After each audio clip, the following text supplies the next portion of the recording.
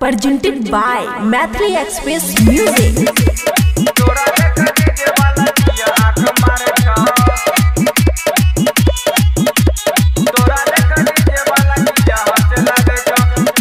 खुशी recording studio बलुआहा।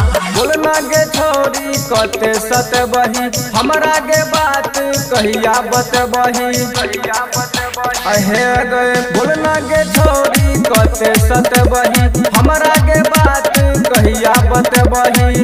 कोनो न कोनो चक्कर छौरी गे चले छौ। तोरा देख डीजे वाला किया हंसे लागे छौ। तोरा देख डीजे वाला किया हंसे लागे छौ। तोरा देख डीजे वाला किया आंख मारे छौ।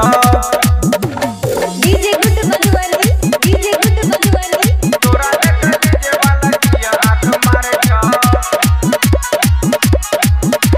तोरा देख डीजे वाला किया आंख मारे छौ।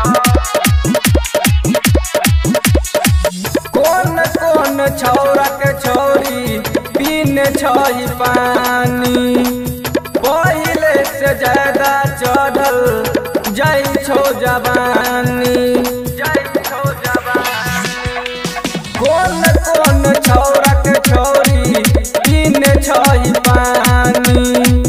पहिले से ज्यादा चढ़ल जाई छौ जवानी। कौन आटा खलही गाल फूलल जाए छौ। तोरा देख डीजे वाला किया हंसे लागे छौ। तोरा देख डीजे वाला किया हंसे लागे छौ। तोरा देख डीजे वाला किया आंख मारे छौ। DJ good Madhubani, DJ good तोरा मधुबनी। देख डीजे वाला किया आंख मारे छौ। तोरा देख डीजे वाला किया आंख मारे छौ।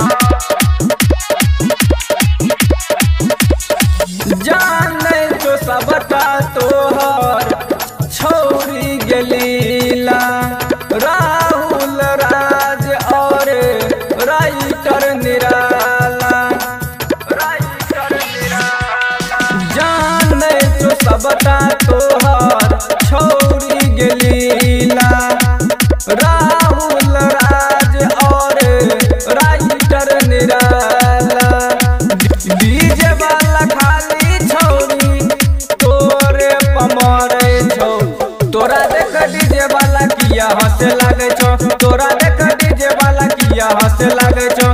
तोरा देख डीजे वाला किया आंख मारे छौ। खुशी रिकॉर्डिंग स्टूडियो बलुआहा।